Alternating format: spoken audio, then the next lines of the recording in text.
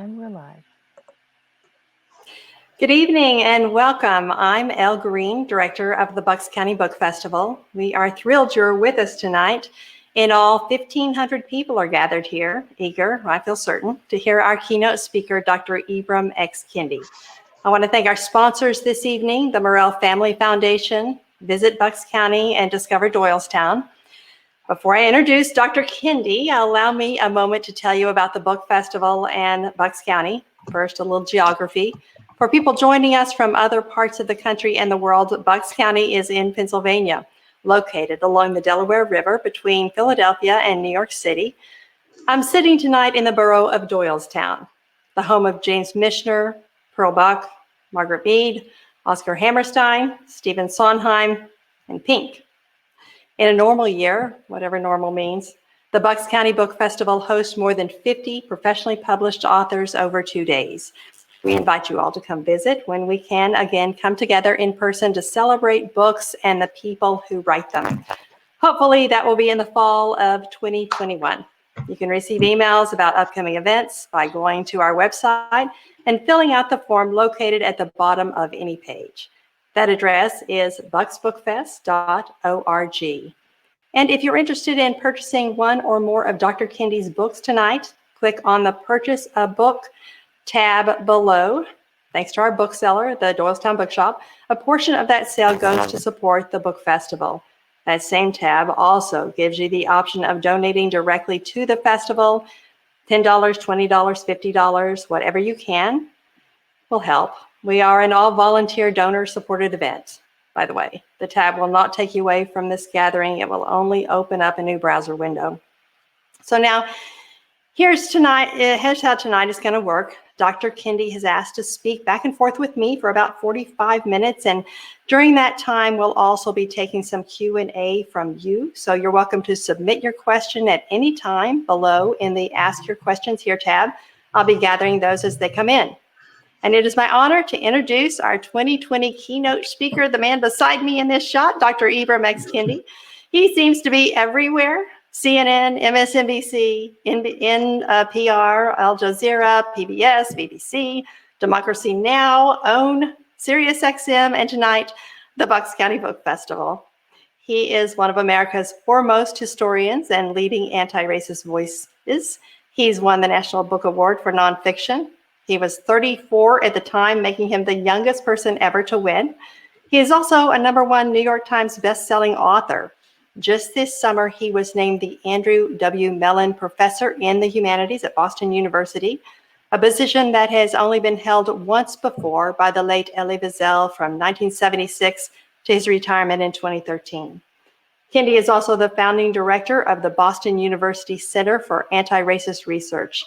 His books include Stamped from the Beginning, The Definitive History of Racist Ideas in America, and these 3 #1 New York Times bestsellers: How to Be an Anti-Racist, Stamped, Racism, Anti-Racism and You, co-authored with Jason Reynolds, and Anti-Racist Baby, illustrated by Ashley Lukashevsky. Kendi describes himself as a hardcore anti-racist and a softcore vegan. So, welcome, Dr. Kendi. So great to have you here. Oh, it's a pleasure to be here. I feel like I'm back in graduate school because I went to graduate school at Temple, not far from you. So. I know you did. You're a proud, I hope, Temple alum, and we're proud to have Temple near us. So as the questions come in, I just would like you to start. We have 1,500 people, as I said before, on this meeting tonight with you, and some people might not have read your book yet. So maybe you could just talk about the basic idea of racism versus anti-racism.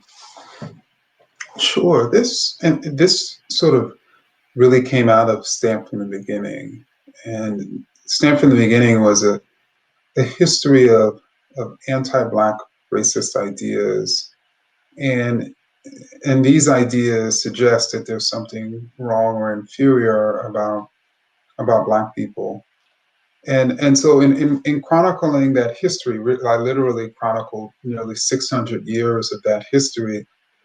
I also wanted to chronicle those ideas that were challenging those racist ideas. And I realized early on that the term not racist did not fit, because historically and even currently, people who were producing and expressing racist ideas were typically self-identifying their ideas as not racist. So that term had always been used by people defending their racist ideas and even policies and even themselves. And so that's really what caused me to land on the term anti-racist, and really sort of distinguishing between racist and anti-racist ideas, which suggests there's nothing superior or inferior about any racial group.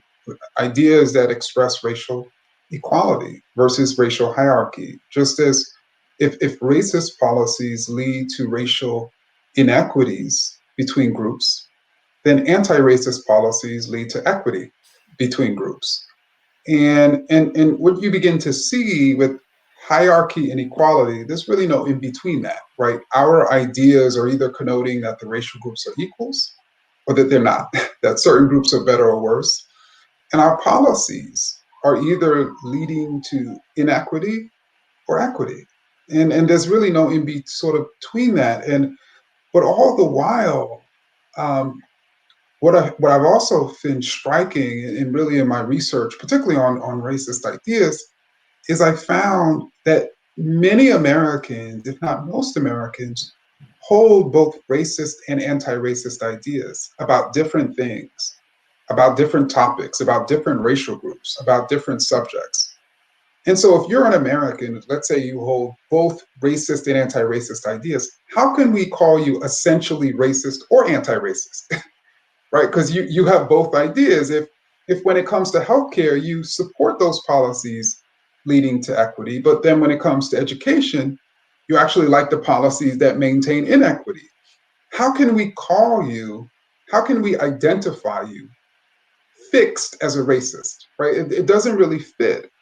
And so what I found in looking into this is that the term racist as a fixed category, as something describing who a person is, as something that is literally in someone's bones or in someone's heart, is just not true. That's how we should not be thinking of this term racist in that way, just as people should not be thinking of themselves as not racist, no matter what they say and no matter what they do. Again, these are fixed sort of terms.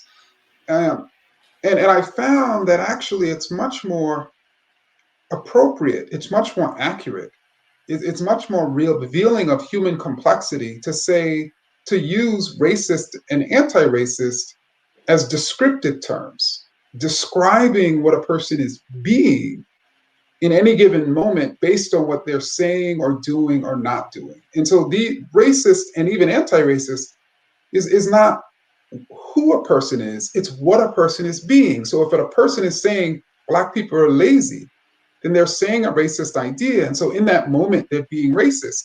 If in the very next moment, they're advocating for the policies that equalize the massive sort of funding gap between schools, in that next moment, they're being anti-racist.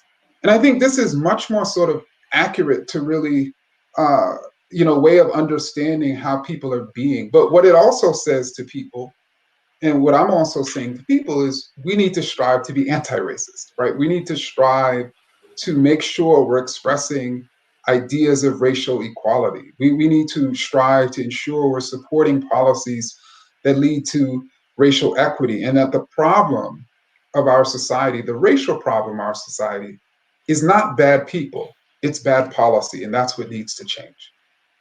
So are you saying that anti-racism is really an action verb, and it's something that we strive for our whole lives? We're never at the finish line, that we're always striving.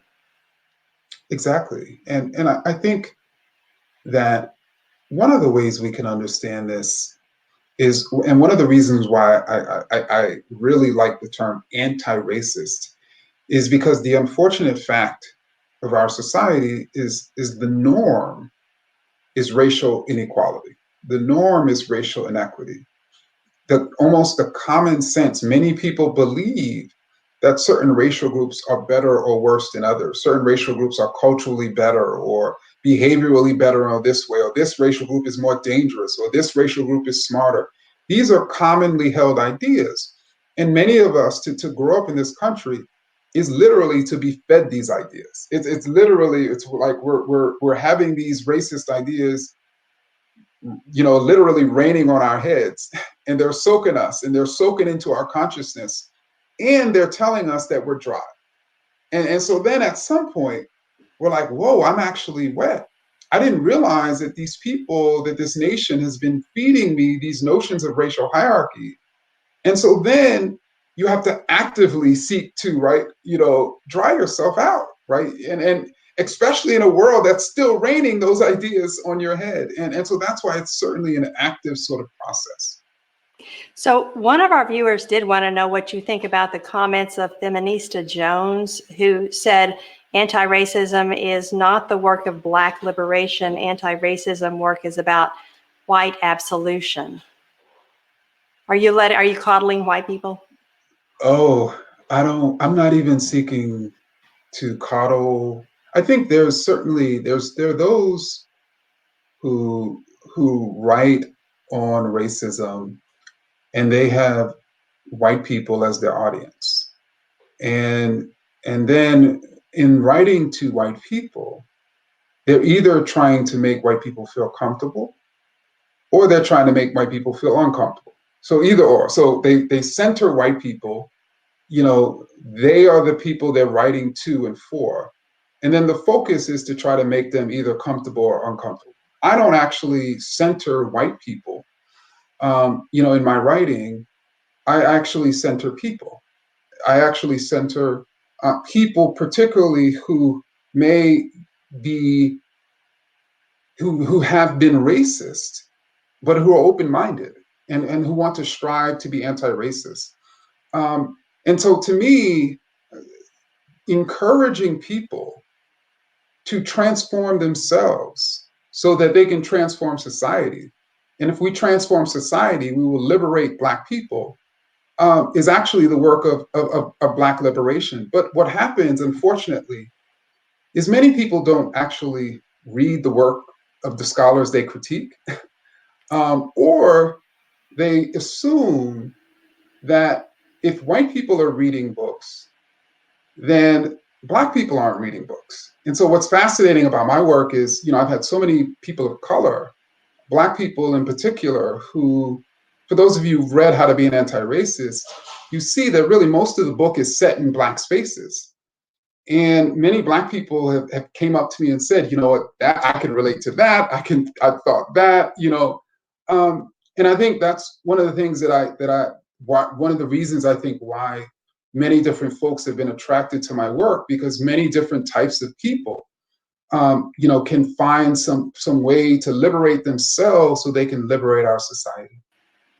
The first couple of chapters in How to Be an Anti-Racist are autobiographical. And I've heard you say that it took you a long time, maybe a year, maybe two, I can't remember, to write those because you were being so vulnerable. It was not easy. Yeah, it was, because, fundamentally, the heartbeat of racism has long been denial.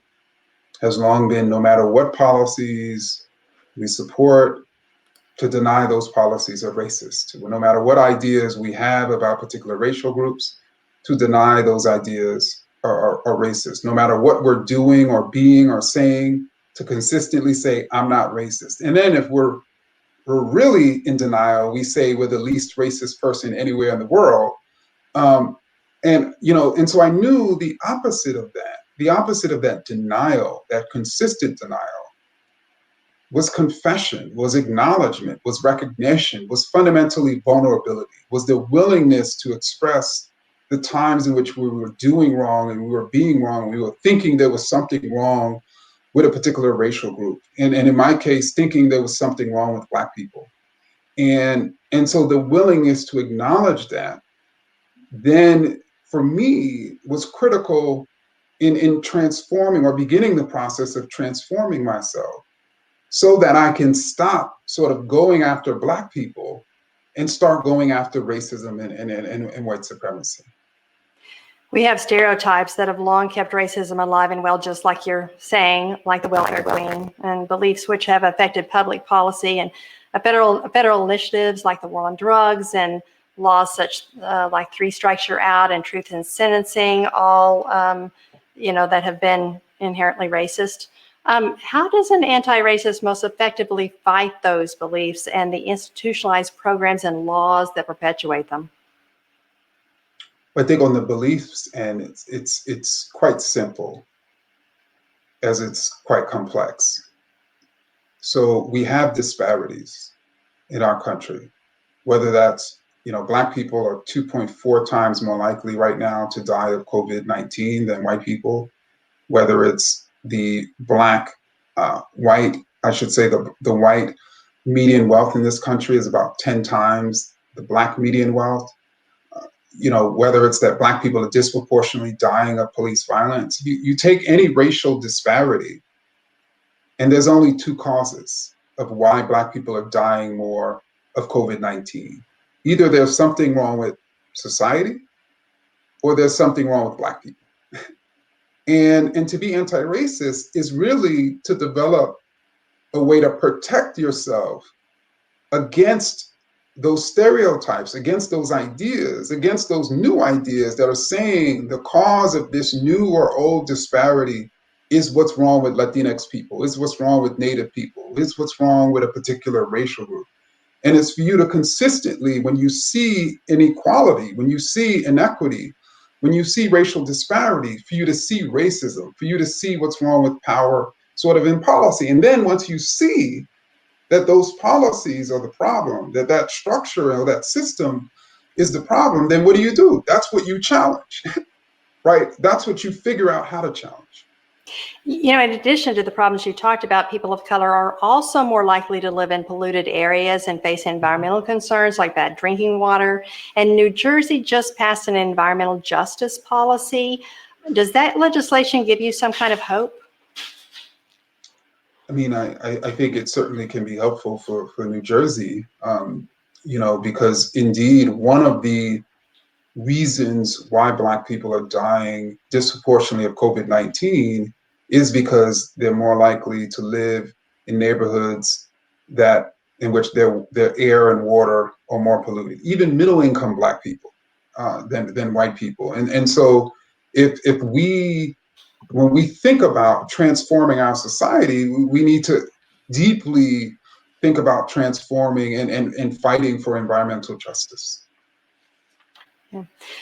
We must talk about the protests that are continuing for the second night now in Louisville, Kentucky, after a grand jury declined to charge police officers with the killing of Breonna Taylor. These are, of course, the latest in months of sustained Black Lives Matter demonstrations. So you talk in the book about the difference between demonstrations and protests. What work must happen before we begin to see real and lasting change? Well, I think to distinguish a demonstration is when people gather together at a rally, at a march, and they express a problem like, Breonna Taylor's killers are not being held accountable. They express the problem. They demonstrate against that atrocity.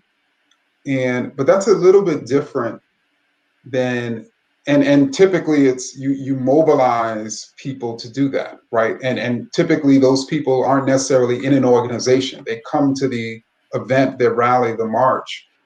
That's different than having an actual organization in which you organize people, and that organized body of people puts direct pressure on power to change policy. And so probably one of the simplest ways we can understand this is you have a union, which is an organized body of people who, and those workers are facing a form of, let's say, economic oppression. And they decide as an organized body to go on strike. And so what happens to power? Power is now losing money and resources. And so now power is like, man, they're putting direct pressure on me. And so then sometimes power gives in and increases wages. Well, what's happening during that strike is typically a demonstration in which people, let's say, are picketing outside of the factory, stating that there's this problem. And so I just want everybody to be clear about the distinctions so that we do not think that a demonstration is a protest. And a protest is more long lasting and takes a lot more work to change. Yeah. And this is the question from a federal employee who's asking your reaction to an executive order that was issued by the president on September 22nd, defunding current diversity training for federal employees and banning the use of what the White House called divisive concepts. The order can be found on the White House website. I looked it up quickly before we met tonight. The highlights include the mandate that no training can promote the idea that the United States is fundamentally racist or sexist. It goes on to ban training materials that teach the idea that racism is interwoven into every fabric of America. And it bans trainers from discussing inherent biases in terms of colorblind, the term colorblindness, or from asking white males to acknowledge their privilege. That's some of the wording in it, although it's long. So your reaction? So, I mean, it makes sense because if I am a president, if I am a politician who is running a campaign of racist ideas, who is trying to literally produce and mass circulate racist ideas that make white people in particular think that the racial problem are those anarchists, that the racial problem are those Black criminals, or the racial problem are those Latinx immigrants who are invading this country, that the racial problem are those violent anarchists at demonstrations, when 93% of demonstrations this summer and spring were actually peaceful.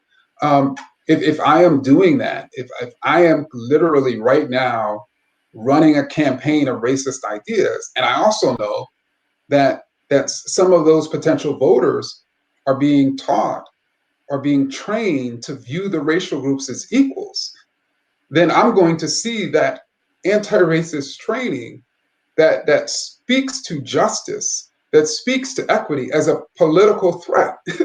No, I actually want people to believe in white superiority. I actually want people to believe Black people are dangerous.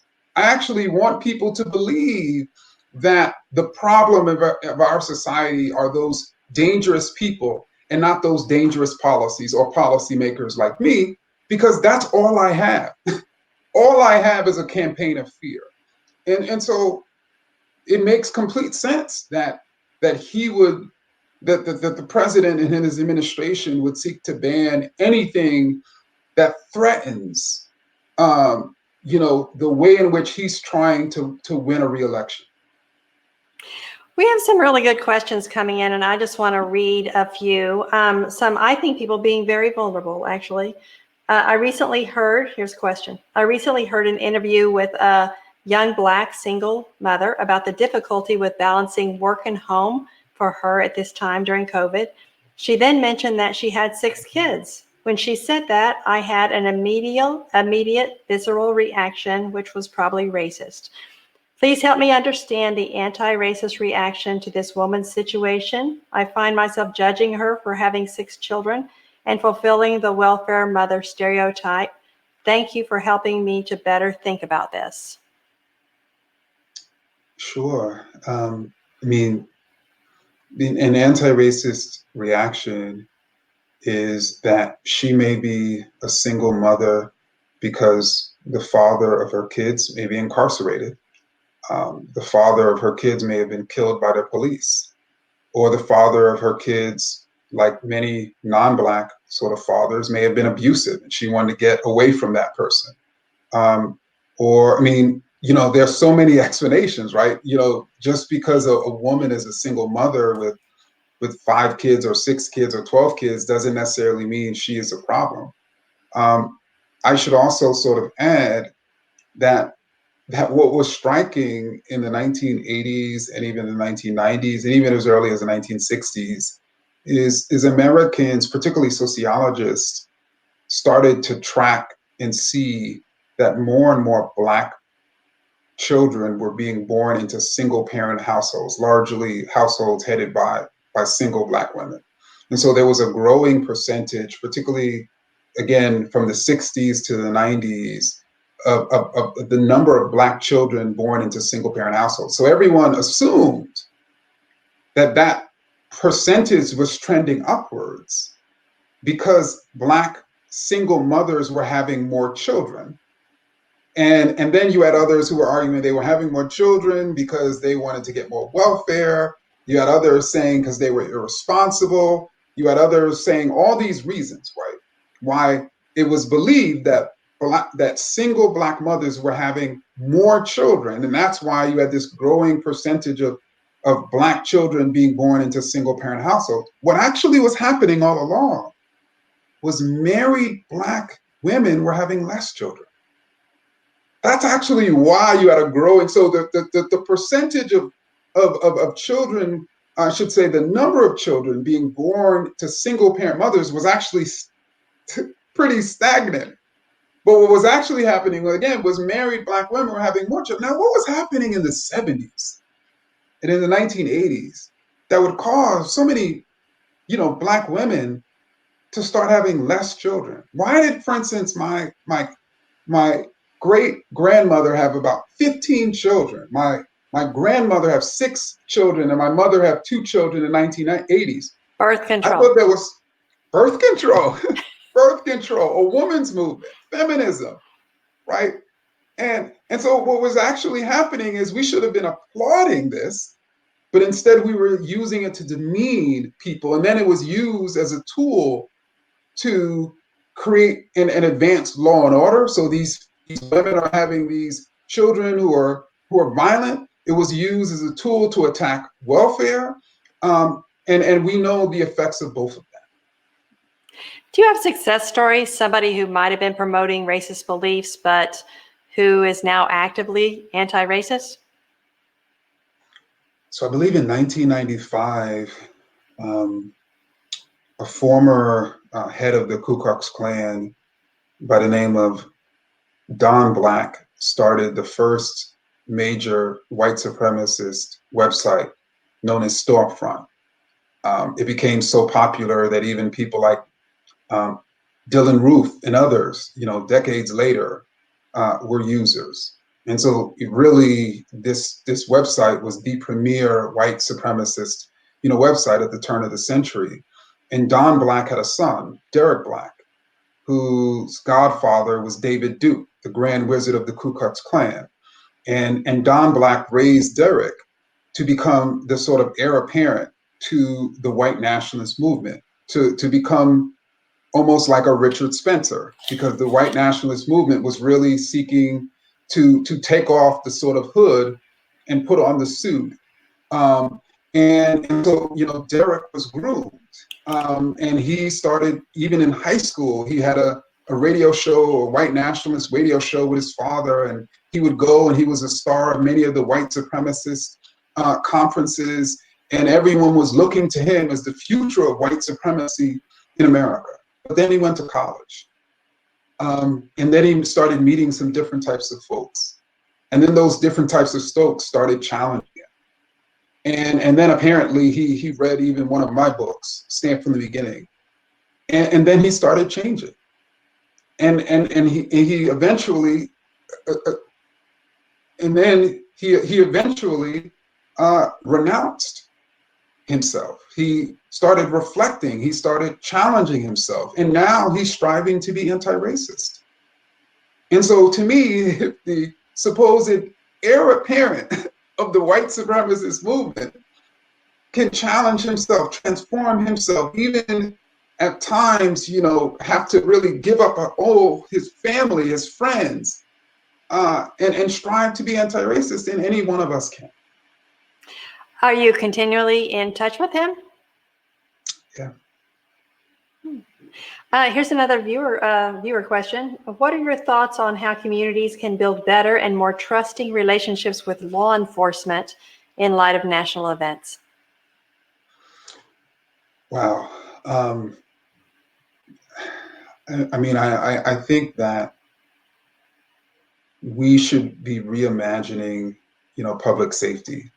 Um, and when I say that, what I mean by that is we literally have a current sort of culture of ideas that state that certain neighborhoods, and those certain neighborhoods are typically Black and brown, are dangerous because those people are dangerous. And the way in which to reduce the danger of those people is to segregate ourselves from them, is to put more police, more prisons, to increasingly militarize the police. In other words, we're asking police officers to fight social problems. And then we're also raising them in a culture that says those people are dangerous. And then we wonder, and then, as a result, those people, and those people include me, are terrorized by those very police. And then we grow up fearing the police, just as the police grow up fearing us. and so all the while, we are not really taking a step back and thinking, why is this the case? Why is it, for instance, that we view these neighborhoods as dangerous Black neighborhoods as opposed to dangerous unemployed neighborhoods? When we know the neighborhoods with higher levels of violent crime and homicides tend to have higher levels of poverty, higher levels of long-term unemployment. What if something as simple as that, we view these neighborhoods as dangerous unemployed neighborhoods? How would that change the calculus? And so to me, it's a bigger issue than the police. This is really an issue for us as a society in which we really need to reimagine what is dangerous. And what's dangerous is our policies, not people. So this question dovetails into that. What do you believe will be the most important first steps to nurture an anti-racist cultural revolution in the United States? Man, there's so many first steps, but I would say if I had to take a single first step, particularly at the level of culture, particularly if they're talking about ideas, I would say for us, as an American people, to very simply, when we see racial inequity, we see bad policy as opposed to bad people.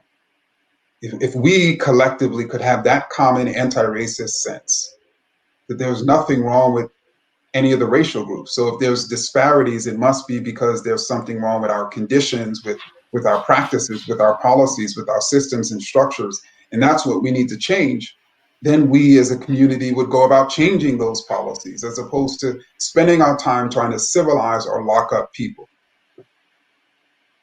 We have a lot of teachers online with us tonight. And so there are teachers in Bucks County and our school district here, Central Bucks, who are using your book as their own study, as their own book club book. So they, at least one, wants to know, what's your recommendation to help spread anti-racist ideas in the school environment? So, I would say this is probably, this can be a whole conversation. And so what I would say at the most basic sort of level is let me say a provocative idea. And that is, we are either raising and teaching our kids to be racist or to be anti-racist. And so when it comes to our curriculum, what are they teaching our kids? To be racist or anti-racist? Are they teaching our kids to recognize and value different cultures? Are different sort of cultures, are different types of people, are people from different continents, featured collectively? Are we teaching different authors? Are we standardizing and normalizing that difference? Are white folks and white sort of literature and even Europe, is that predominating? right? Something as simple as that, or when Black boys or even girls, even in early preschool, are quote misbehaving, are we asking why? Or are teachers chalking up their misbehavior to their blackness and then immediately seeking to remove them from the classroom? And I think we need to think very clearly that there's no such thing as raising a child or teaching a child to be not racist. We're either teaching ideas of racial equality or racial hierarchy. We're either teaching our kids to see all of this inequity as a problem, or we're teaching them to see it as normal. The book festival is also, for the year of 2020, has asked everybody in our community to read all of your books as our community read, including Anti-Racist Baby. And so you've talked about teachers, now talk about parents. How do we talk to our children about racism and anti-racism? What I would suggest to parents, I'm a new parent. Well, my daughter's 4, but That's I suspect, yeah. And what I would sort of suggest for parents is I suspect most parents who've really reflected on the types of values they want to instill in their child, one of the values I suspect they instill is kindness, right? They want their children to be kind. And so they start teaching their kid about kindness even before the kid can talk, right? Even before the kid can even understand kindness. And then they also, maybe unconsciously, begin to start teaching different levels of kindness. Because kindness, on its face, it seems quite simple. Be kind. But there's a million different situations we as human beings find ourselves in. And what kindness is different in every single one of those situations. So it's actually a quite sophisticated concept that we are teaching our children. But when people think about teaching their kids to be anti-racist, they're like, oh, that's just so sophisticated. Where do I even begin? Right? You begin wherever you can begin, which is what we do with kindness. Right? But I also think that we should recognize that the data shows that as early as 6 months, our babies are seeing race. As early as 2 to 3 years old, our children are making decisions on who to play with based on the kid's skin color. And so our children, again, racist ideas are raining on their head. The question we should be asking as parents is, are we bringing over the anti-racist umbrella or not? Because if we don't, and we just assume that they're colorblind because they're so young, then we are not protecting our children. So to me, teaching a child to be anti-racist is protecting our child. And obviously, there's nothing more valuable and precious in this world than the minds of our children. And we should be seeking to protect them so they can not think that there's something better about themselves because of the color of their skin, or even worse about themselves because of the color of their skin. Okay, a couple of questions I want to ask. Let's see. Oh, I lost it. It was from a teacher in New Hope, Pennsylvania, which is about 94% white, she says. I'm really trying to find it. And she says it's, how do I teach my students about anti-racism when we're such a white community?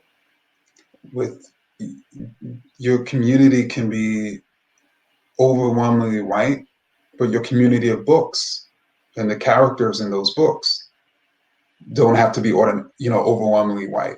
And the stories and that you provide, and the books that you provide, and the conversations that emerge from those books do not have to be centered in whiteness. The beauty about books, if we take this off race for a second, the beauty about books, particularly for children, is it allows them to fly into different communities, into different ages, into different lands, into different sort of ways of being. And so we can sort of do the same thing if you're living and teaching in a homogenous community then that's white. It's even much more important for your books to not be homogenous, and for you to have different characters. And I'm talking about native books, and I'm talking about Latinx books, and certainly Black books, and even there's been some great new books on Muslim girls, and so there are all different types of books you can bring into the classroom. I like this question. I've heard your name and the idea that you were controversial before I ever heard anything you've read, anything you've written. That's good, then. Yeah, as this is my introduction to you tonight, let me see. But I'm finding the idea that you are controversial confusing. What you say now seems to be based in a certain amount of love towards people and critical of the system. I'm not sure about this. I'm not sure what about this is controversial. In all seriousness, what is your explanation as to why your ideas are considered controversial? Well, let's think about this for a second. You have people right now who are actively speaking out and challenging racism. And then you have people who are actively seeking to discredit the people who are speaking out against racism, because they don't want folks who haven't read their work, who haven't seen them, to actually hear what they have to say, because they would rather people not strive to be anti-racist.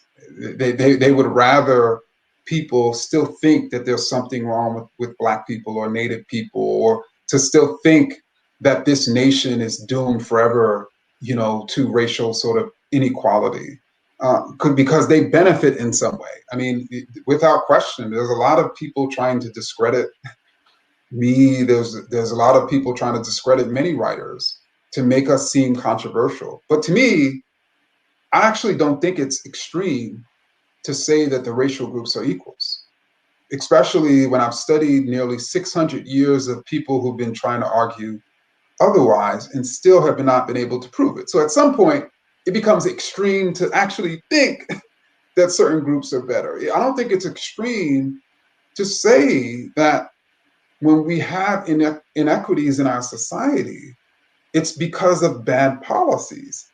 Because in almost every inequity we know of, we can point to policies as the cause of those inequities. But I also want people to realize that there are people, some of them are actually not people, they're bots, who are literally trying to prevent people, from sort of hearing certain folks, because they know that they themselves will no longer seem appealing to those very folks, if you know what I mean. Exactly. You're a cancer survivor, and you've shared your health journey openly. When a doctor or therapist diagnoses a disorder or a disease, we go seek a cure, we go undergo procedures to remove or treat the source of the problem, or we change our unhealthy behaviors. So why are we so stuck as a society and so apparently complacent when it comes to race? And do you think that this moment is different? Well, I mean, I certainly hope this moment is different. But in terms of your original question, there's a number of different reasons. I think first, to a certain extent, I say to a certain extent, and I think many people would know why I'd say that. Many people trust the expertise of doctors, right? They understand that these people are professionally trained, and they understand that doctors have medical expertise. For the most part, many people do not believe there's a such thing as people like me who actually have expertise in being able to diagnose clinically racism. And that stems from our training and our expertise. on what racism is and what it looks like, and therefore knowing, being able to identify it when we see it. We, as a community of Americans, we don't really recognize a such thing as racial science, right? Or anti-racist science. So I think that's one thing. The other thing is, I mentioned about white supremacists earlier, and one of the more effective talking points that white supremacists have really been able to breathe into the American consciousness, particularly the white American consciousness, is this idea that racist isn't a descriptive term. Racist is a pejorative term. It's the equivalent of saying, I don't like you. That racist is an attack term. That when someone describes someone as racist, they are literally trying to hurt them and attack them. That's a white nationalist talking point. And why? Because they recruit white people through white people's racist ideas. And so they want white people not only to have racist ideas, but to be denying that they have racist ideas. And so if you thereby, if you, let's say you're open to the idea that you could have racist ideas, and someone comes along and diagnoses your racist ideas, then you're going to be like, whoa, I need to get treatment. And then you'll go and get treatment. And then those white nationalists and white supremacists will come along trying to recruit you, and you'll dismiss them because they can't recruit based on your anti-racist ideas, right? The other thing is, when I was diagnosed with stage 4 colon cancer 2 years ago, it was devastating. I didn't have any risk factors. I was in my mid-30s. I didn't smoke. I didn't really drink. I was a vegan, for God's sake. I was devastated. Like, how could this be me, right? And it hurt when I was diagnosed. But you know what? I didn't think that the doctor who diagnosed me was trying to hurt me, even though I felt hurt. I actually thought that they were trying to help me. I actually thought that they wanted to tell me that I had this disease, because if I did not get treatment, then I can die. And indeed, 88% of people die with what I was diagnosed with in 5 years. And so similarly, those of us who are diagnosing this nation as racist, and not just as racist, as literally having stage 4 racism, in which literally racism has spread to every part of the body politic. And how do we know? Because racial inequities and disparities are in almost every part of the body politic. And we can see these symptoms of racism all around us. If you can't look at your country now and see a nation that is ill, that is extremely sick, and one of the causes of that sickness is this metastatic racism, then I'm not sure what it's going to take for Americans to see that their nation is sick. And so then we come along and we say, we diagnose America as racist, and then we offer the treatment of anti-racism, and people are like, no, it hurts me when you say my nation is racist, or when you say I am racist. So you're trying to hurt me, not you're trying to help me. And those other people who are saying, no, this nation is not racist, and it's actually so great, and we're going to keep it great, those are the people that like me. The people who would look at me, someone who has cancer, and say, you don't have cancer, because that's going to make me feel good. Those are the people that love me. Those are the people that like me, not the people who are going to hurt me so that I can get treated. Right? And that's really what we're seeking to do. Quite honestly, that's what I liked the most about your book, is it gave me hope, and it gave me some grace to be honest and to look at my own racist beliefs, and then understand that I can work to be anti-racist, that I can say out loud, I never thought that was racist, but I think I understand now that that was a racist belief, and I can move forward in a real positive way. and I can be part of the answer instead of part of the problem. So I appreciate that in your work. How about the cancel culture? How do we respond constructively when people with, for example, social media posts from a decade ago that are considered questionable or even straight out racist? Should those people be fired or canceled, or are there ways of pointing out the problem that can allow for learning and reconciliation? So I'm actually quite torn because I think there are people who made a mistake or who didn't make a mistake, but when someone pointed it out, they confessed, they apologized, they recognized that they were being racist. Not they said, I'm sorry, but I don't have a racist bone in my body, right? They identified what they were being, but they didn't stop there. They were also seeking to repair any damage that they wrought, right? They were also seeking to really move forward. They were also, seeking to change policy, to heal whatever they may have hurt. And so it wasn't just an apology. It was really seeking to repair. To me, those people who respond that way should not be canceled.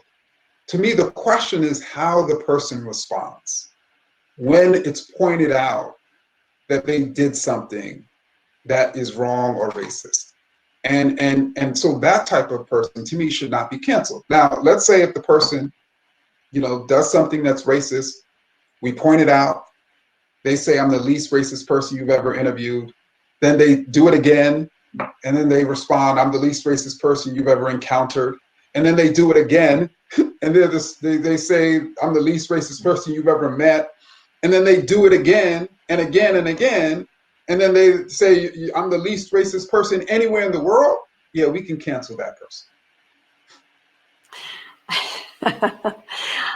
What do you think about paying reparations to people in the country today whose ancestors were enslaved? So let me provide some sort of context. Before the current recession, white median wealth in this country was 10 times the black median wealth. And that racial wealth gap was actually growing. Forecasters estimated that between now and 2053, that white median wealth was projected to grow, and black median wealth between now and 2053 was projected to decline and hit $0 at 2053. So what we're facing is a growing racial wealth gap. I think many people can understand the critical importance of wealth in this economy, in this country. And many people say that they're committed to racial equality. And so to be committed to racial equality is to be committed to eliminating the racial wealth gap. And personally, I've not heard of another policy position that has the capacity to reverse the growing racial wealth gap, let alone close it, other than reparations. And so just for that reason alone, it seems prudent for anybody, again, who's committed to eliminating the racial wealth gap to support reparations. And now, well, some would say, well, I don't want my money, and this is the US government that substantiated and defended slavery, that executed and defended redlining. And when we think about wealth, as we know, wealth is a function of past and present, right? So a wealth gap is not just about what's happening today or what we're doing today. It's what's been passed on to us by our ancestors, or even not. And so to me, I support reparations, and I would encourage anyone who doesn't support it to offer a policy solution, if you're committed to racial equality, that can close and eliminate the racial wealth gap if you don't support reparations. Wasn't it LBJ who said when he signed the Civil Rights Act, you can't expect someone who's been shackled to move up to the starting line and finish the race ahead or in line with everyone who has not had that experience? I know I Yeah, paraphrased that pretty poorly, but you know, that well, idea. and I mean, that was an extremely powerful speech he gave. I believe it was in June of 1965. It was a commencement address at Howard University in DC. And he said, yeah, you know, you can't do that and still claim that you've been completely fair.